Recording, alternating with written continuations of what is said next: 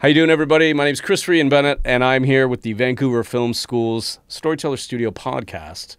Today we are talking to Victor Lucas. Victor is one of the all-time iconic TV personalities. If you've done anything in your life in or around the entertainment, digital entertainment, video game world, chances are you have seen Victor, you've heard Victor, you've been to events and watched Victor bring to life The Electric Playground, an iconic show that's really captured sort of the geek-related, the video game fans, everything in between, all the cool movies, basically anything cool. Yeah. Thanks for coming on the show. This is great, man. And I love when you intro me. I always feel much more important than I am, which is great. For a quarter century, 25 years. Yes, half my life. You've been doing this. Yeah. I first met Victor.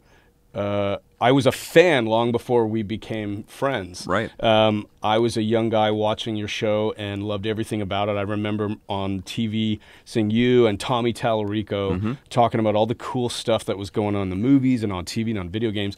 You as a host and as a personality, in contrast to all those other hosts in my generation's orbit, were really different. You were unique. There was an authenticity to the way you did it, and I wanted to talk today about how to be a good host. This is our inaugural podcast, and I thought it would be very fitting if you could offer some wisdom to myself and anybody who's aspiring to go on and want to host something. How do you do that? Like, you didn't start out wanting to be a host, though, did you? No, I did. I was the producer and the creator of the show, and the idea was to kind of put more spotlight on the people that we were talking to. And then I had the bright idea of casting Tommy Tallarico as the host, who really wanted to be the host and wanted to be the star of the show. And he was great. He was terrific in the role. And he was the star of Electric Playground. He hosted solo.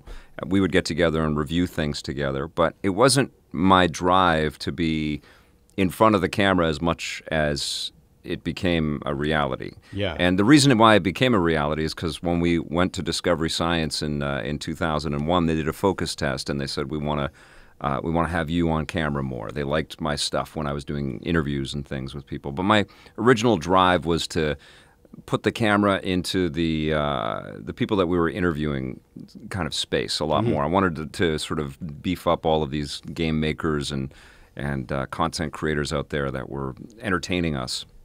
But Tommy actually gave me a lot of wisdom. Like, he really kind of made me realize that we were the conduits, we were the ambassadors, and kind of the avatars for the people that were watching the show. Oh, yeah. Right? And it became important that we delivered our personality and our enthusiasm and our curiosity in a real, tangible way. And he gave me a lot of impetus to kind of own that and to feel comfortable with that, along with the focus test, which I didn't know that Discovery was doing that, but they did it. And it was very, I was an actor before, and I had been in front of the camera, and I had been on stage, but it was a whole new thing. And that's what you did want to do. Yes, yeah. Yeah, right. I don't know if a lot of hosts... I have yet to really meet one or read about some of the greats where it was ever, I was always destined to do hosting. There was always this other thing. And yet you have an obvious, it works. Everyone who knows you and everyone who watches your show, they agree. You're just so terrific at it, whether it's a live event or on, in front of the camera. And I think that also stems from, your space, your industry. Yeah. And I think that's one of the things that has got to be, if we were to talk about the 5 critical things you think a host must absolutely master, first and foremost has got to be a familiarity with the subject, right? Yeah. Sorry, can you just back up a bit? Yeah. That's visible, but I just want to make sure. Was I blocking myself, or I was drifting out of the audio? It's the audio. Yeah. Okay, then I'll stay back here, and I'll do that. Yeah. Great. Okay in frame? Yeah, no problem. Great.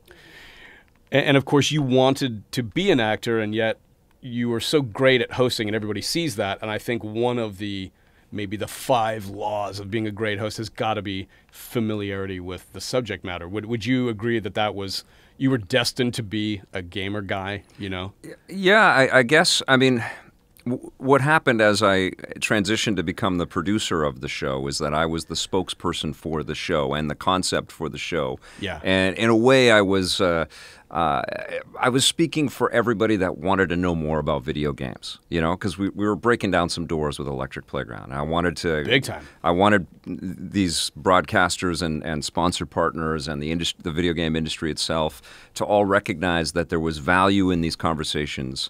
And through that discourse, I just became very, very comfortable with sort of taking that that role. And so it made natural sense for me to transition to more work in front of the camera, to, you know, take over that hosting kind of position, even if it was not my first inclination, even if I wanted to be a little bit more more of a supervisor and sort of watching and guiding people and sort of educating them about the power of this medium and why it was important to walk into the room with that natural curiosity.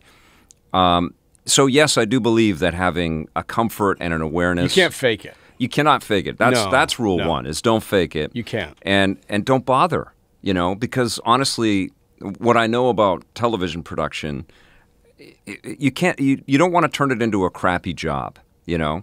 You don't want to turn it into just a gig. TV's a fun thing to do. Being in front of the camera is a fun thing to do. Putting a show together is a really fun thing to do. And it should be that. And if you are trying to, you know, make media or make content and you turn it into just a grind and it's all fake and it's all fallacy and you're forcing yourself to be in that, then get out of the way. You know, get out of the way. And I think the first rule for a host is to, yes, be real and be authentic, but to also know your place within the whole total sphere of what you're putting together. Know that it's not just going to be you in front of the camera. It's going to be a team of people, you know, either assembling the content as a collective, or, you know, the viewers are going to be supporting it, or the broadcaster is going to. So there's a lot of people involved in this project.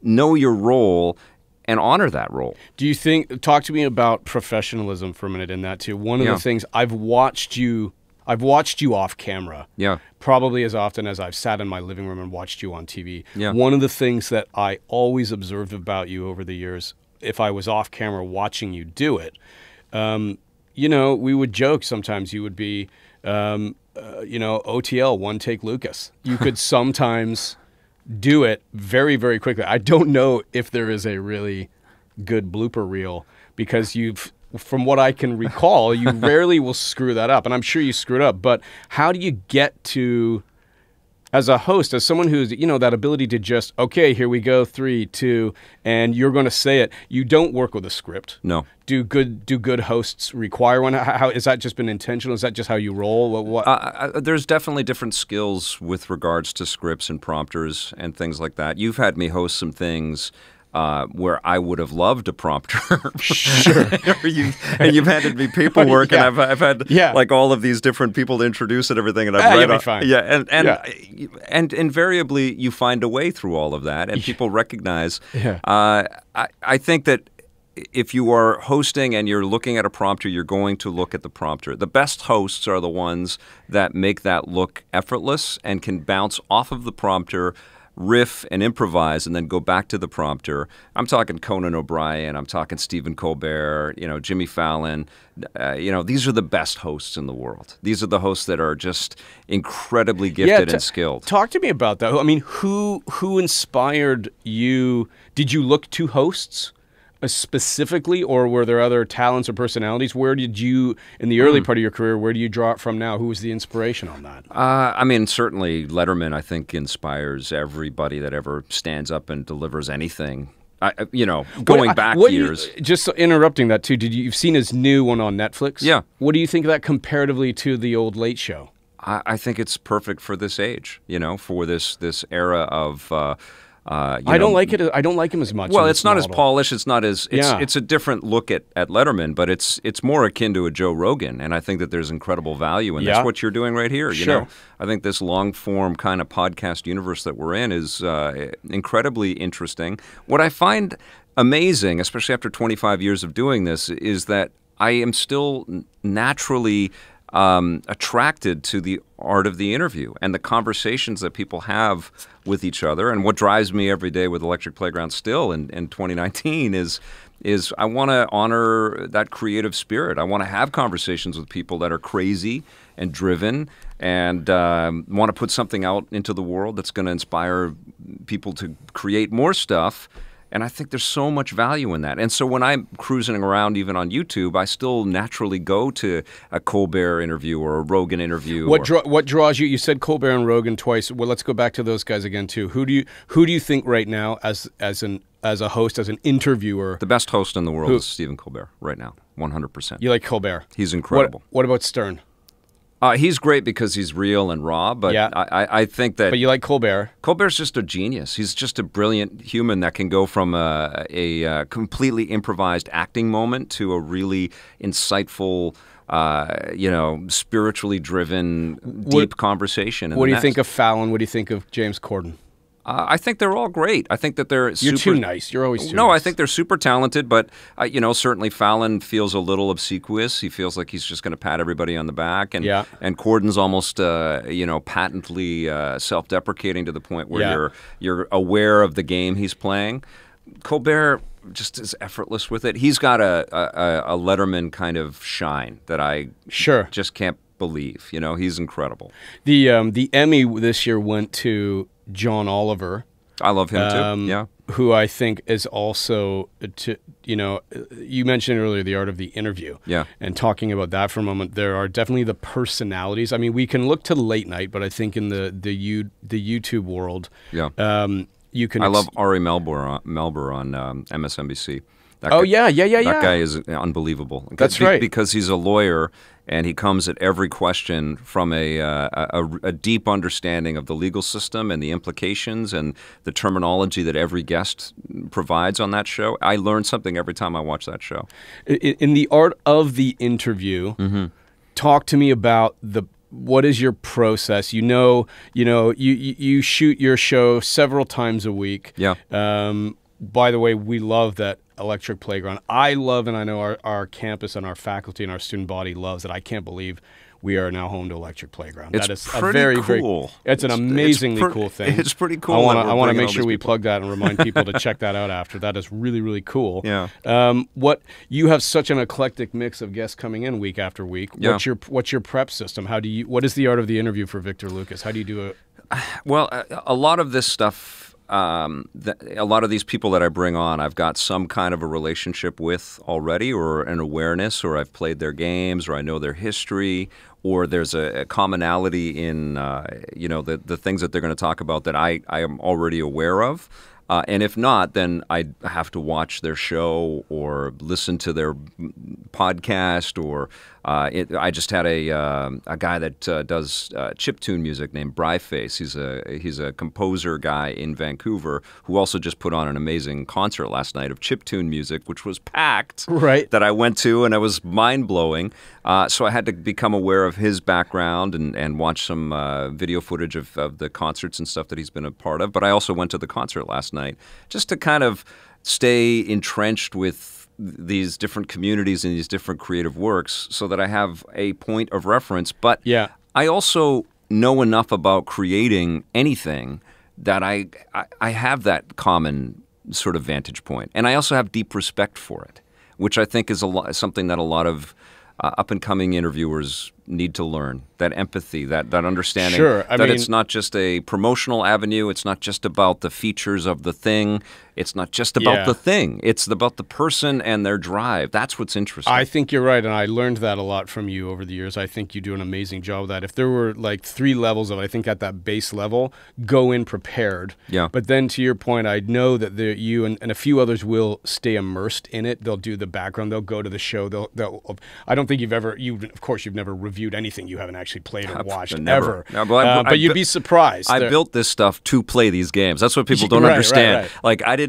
If I didn't get the games to play, I would. Okay, that's it. It's over. Yeah. So yeah, for sure. And it comes through. But I know there's got to be people out there who do it. Yeah. And or a lot of them think the work is happening right here when the camera's on. Yeah. But you're doing just as much. What's that third level? You talk about the empathy. I mean, can you You prep listen for that, or you can listen. you, or do you just listen. have it? You listen. I mean, that's it. You listen to what somebody says, and you let that conversation roll. And sometimes it's going to be weird and clunky, and I think that if there's more pressure on the person that you're interviewing to kind of stay to a script, and it's just all about overt, marketing ideas, or selling something, it's going to be very uncomfortable, and that definitely happens in the video game space because it's still a maturing medium, Right. And there's been a lot more control put onto the messaging by PR and marketing departments. Yep. And that's unfortunate, but it's part of the maturation process of the medium, and I get it. I'm lucky that I've been able to be there from the time before PR and marketing was even really a thing with games, and we would just have carte blanche with whatever we asked and wanted to do with these people. And so there is a lot of respect and trust given to me when I pull together these live interviews. Yeah, you have a style, and I think you have almost a code, and everyone who's ever met you or watched you over the years would know this. And one of those things to me has always been clear. You're not big on profanity. Not that you're opposed to it or trying to be too family. Yeah. But you've always kept there's a sort of a decency to your diction, if you will. Right. And I've always found that you are predominantly very positive. Right. Do you then play the games or watch the movies or the shows and make a decision that if it's really bad, you're just not going to review it? I mean, No. I have always trusted your reviews. Always. I just saw you gave Witcher 3 a 9. Yep. Your review was so good, it gave me just the excuse I needed to go get it. But could you have, I mean, come on, it doesn't look, I'm using this as an example, it doesn't look as good as the PS4 or the Pro, and you acknowledge that. Yeah. And yet you stay on that glass half full. Am I overthinking your approach to that, or is that always intentional with you? I think I'm aware of the endeavor and the ambition with these projects, and I recognize the opportunity to punch that up, because these people, no matter what it is, whether it's Chicken Shoot, which was one of the worst games I've ever reviewed, the developers worked on that project to build something that they believed in, Yeah. And I give every project the benefit of the doubt, but certainly there's lots and lots of games and lots of movies and TV shows that are incredibly disappointing, and I have no hesitation to call that out. But even when I do that, I try to kind of understand or relay, some of the choices that happened along the way that something went wrong. A perfect example is the Contra Rogue Core game that just recently came out from Konami. Yeah. The day before I reviewed the game, I had one of the artists that worked on all the cut sequences in that game, and it was a great interview. He was on the show, and I'm very impressed by him and his work. And then the next day I reviewed the game, and arguably it's the worst thing I played this year. And I was. What did you give it? I gave didn't it like see a. I saw the interview, but I didn't see the review. 3.5 or a 4 or something like that. I don't think I've ever seen you do that. Oh yeah, I do. I know, but often I would feel like you would. I always felt you would juxtapose that as a host with like someone like a Scott Jones or a Tommy Tallarico. Well, that's the challenge now. I don't have the amount of people that I have had with EP where I could get to everything, and we would have lots and lots of things get covered. So we don't cover. We don't have the manpower to cover everything like we used to. I don't think you need it though, Victor Lucas. I think you've been. You can anchor your own show. Like, does Mary Hart need a John Tesh, right? Does Stern really need Robin, right? Does Siskel need Ebert? Well, what's your take on that too? Because as a host, if the people watching this, right, we got actors all over the school, who might want to do that. We've got filmmakers, media creators, storytellers, all of it. There's a whole core of them that this concept of hosting and being an interviewer is increasingly more appealing. Yeah. And there's something to be said for creating that Batman and Robin kind of dynamic.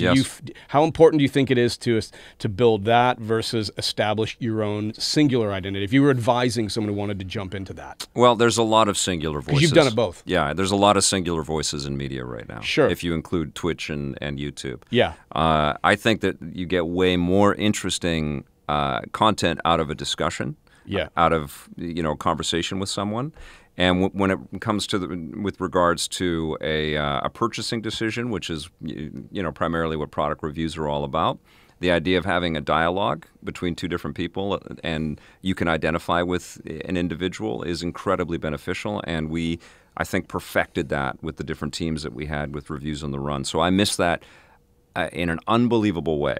But at the same time, I've really also enjoyed having to kind of retrain myself to have these, from the heart conversations on my own and get to all the points that I want to, scriptless, navigate through all of this material. It's been an incredibly rewarding challenge, as has transitioning from a daily half-hour, highly edited news magazine to a 3 times a week hour live show interspersed with pre-cut segments, and facing that with a live audience and live viewers watching the stream. I mean, that's been a very fulfilling way to challenge myself, and that's that's part of the reward of this too, is constantly reinventing yourself in the face of the way the media is always changing. For when you look at actors that are recognized on the street or from a character they play, I've walked through the hallowed halls of E3 with you in LA, and I've watched you get swarmed by fans. I've walked down Water Street with you after lunch, and random people high-five you, walk up, get a photo. There's never been a moment where you're not being recognized by someone. Do you feel like you're always Victor Lucas? Like, it's not a character you play. Yeah. I don't think it is, but are you conscious of that? There's certainly an energy you bring, and I'm sure we all have our moments, but I wouldn't put you in that actor category, and yet people feel like Victor Lucas is a character. Is it a character even when you're hosting? No. I mean that in the way that you're conscious of the presentation. No, I never kind of expect, honestly, I don't expect that people are going to know who I am or what I do, so it's always a really nice surprise. Even at the height of the amount of episodes that we were making and the platform that we had with, what do we have, the city television, distribution, and we were on every night at 11 o'clock here in Vancouver. Yep. And I knew that, a switch had been flipped and a lot more people were watching our content and a lot more people knew who I was. But we were at that time really kind of in a bunker making all of this content and sending it out into the world, forgetting that people, because we had to work on the next day, so you forget that people are actually watching that stuff. And then I would walk down the street and somebody would say, "Hey, I watched last night," or a car horn would beep or whatever.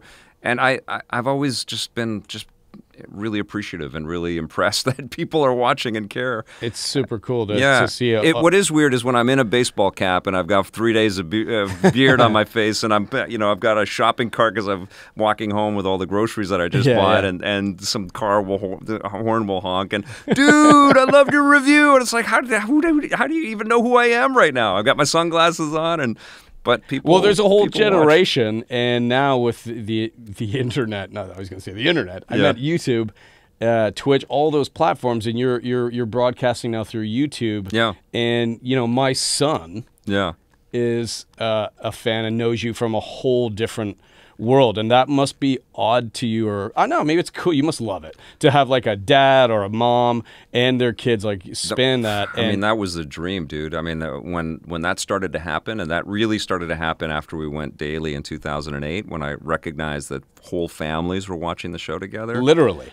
It was crazy. Yeah. And I would go to conventions, and a family would line up to come up and say hello, and that was a dream. Like, I didn't know where the show was going to go when we launched it in the 90s, and then to have reached a point where we were in everybody's houses every day and people's lives as often as we were, was unbelievably gratifying, and I still. Sometimes I still can't believe it, like it's a crazy cool story, and I'm very appreciative. Is a good host born or made in your opinion? I think it's a little of both. I think that there's got to be. I think you have to. Listen, does the acting background? Do you think there's some reason that because you had that passion or that interest, you were gravitating towards it? I could argue there's probably equally as many hosts who didn't have acting as a background. Right. Do you think that's just at the end of the day you're going to find that, or do you think in today's media landscape you've got to plan and prepare to be a host? Or do you think it is a bit of an accidental thing? You know, there were a couple of amazing things that happened through acting, right? Through the process of acting, you get a lot of time to kind of reflect on who you are and how you coexist in the sort of human machine, you know. And you also are completely aware of the way that people move and talk and walk. And so you develop an empathy that I think is incredibly important. And as long as you learn how to kind of balance the empathy equation with the ego equation, because it can also be incredibly crazy if you start to achieve some fame and it goes to your head, or you believe that you're super important, and you can get out of whack. I think the ego can be really twisted when you become any kind of performer. Sure. Right? Yeah. But if you can kind of balance that out and understand the commonalities that we all share and tap into that, it can be an incredible gift for any conversations that you have, whether they're in front of the camera in an interview type setting or in a business meeting. And honestly, what you try to do when you're a content creator is not just to make your cool show, it's to solve the problem of the partner that you're trying to work with. You're trying to create a solution for them because they have a need that they are willing to pay you money to fulfill, and that need is content that people will watch. Yep. And so if you know that, if you have the empathy to understand that they have a need and you're just one of a lot of moving pieces that they're working with, and you have those skills, and acting really helped to provide that. The other thing that I kind of recognized when I was learning to be an actor, I took this great course called Acting and Education, where I realized that teachers, and this was about training teachers how to improvise, and these were educators that are, teaching English or math or whatever, and it was an incredible course. I was already learning how to act, but here I was next to all of these teachers who were taking this course so that they would feel more comfortable in front of their classrooms. And so that was a very profound moment for me to recognize the value in the creative arts in a very practical kind of setting. And so when I was finally able to go out there and be a producer, it allowed me to have comfort no matter what room I walked into. So let's talk about that for a second. I wanted to explore that a bit too. I always noticed over the years you had an ability to bring a really eclectic range of guests onto the show to talk to. You would interview not just the big star actors, but I mean, you introduced a whole generation to people in important positions behind the scenes. Some people had never even heard of these kinds of job titles. Yeah. Video games, behind the scenes, TV, movies, things like that. And, actors by and large will probably give, and there can be an energy in a conversation. Yeah. Sometimes not, but then in other times you're dealing with someone who might spend most of their day brilliant at what they do, working computer code. Yeah. How did you manage to prepare for when they're not giving back, in that art of the interview, when you were trying to get more from that guest, is there anything you can train and practice, doing any tricks, or is it just kind of like you cross your fingers and hope that they react to how they play back to you with you? I don't know if I had any overt tricks, but I know that if somebody was especially uncomfortable, I had no hesitation to kind of stop rolling for a second and then take a walk with them or pull them off camera and just have a conversation about what we were trying to do. But honestly, especially now, especially with all of us carrying around a broadcast studio in our hands now, right. Everybody's got a story to tell, and everybody has an awareness of what a camera or a microphone means in the middle of a conversation. And I discovered that along the way through meeting video game people and putting them on camera for the very first time. These were incredibly articulate and intelligent people that had interesting perspectives to share with us. Sure. And they were working on stuff that was it was a real mystery to most people. And I felt completely honored that we were often the first group on Earth to put these people in the position to talk about their work in front of the camera. And they got that from me. They understood that. They understood that this was a safe environment and that they were going to be respected. And I would tell everybody, actually, this actually was a great trick, I guess, is that right from day one, I told people, look, if you don't like Electric Playground, then we have failed. If you don't like our show, then we have failed in our mission here. And they did. And what was cool is one of the first stations that we launched on was KBHK in San Francisco. We did a syndication deal across the western part of the United States and across Canada. So we had this weird L shape to our distribution when we launched. But KBHK played us on Saturday afternoons, and we rated very well. They were very happy. They liked it, yeah. And that meant that the developers were watching, because that's where so many people were making video games, was in the San Francisco area. And that was really, I still have the TV guide. Drew Carey's on the cover from the launch of the show in that area, from the San Francisco area, and KBHK was our first. But it was really rewarding to see that the video game community not only they responded. They showed up to be in the show, and they watched the show, and they respected the show, and I knew we were on the right track. And then after successive episodes and seasons, those conversations became easier and easier and easier. All-time favorite or top 2, maybe 3 interviews you've ever done? Which ones? Which one was the one, or the ones that meant the most to you? Wow. Man. Well, I remember Richard Garriott was a pretty incredible one, and it wasn't because I was a huge fan of Ultima, but And tell people, I know who you're talking about. Tell people who are watching this at home. Yeah, he created Ultima. And Ultima is? It is a massive role-playing game, and one of the things that they did is they made an MMO with Ultima Online, and they were out of Origin in Austin, Texas, and I visited them with cameras in, I don't know, 97, 98.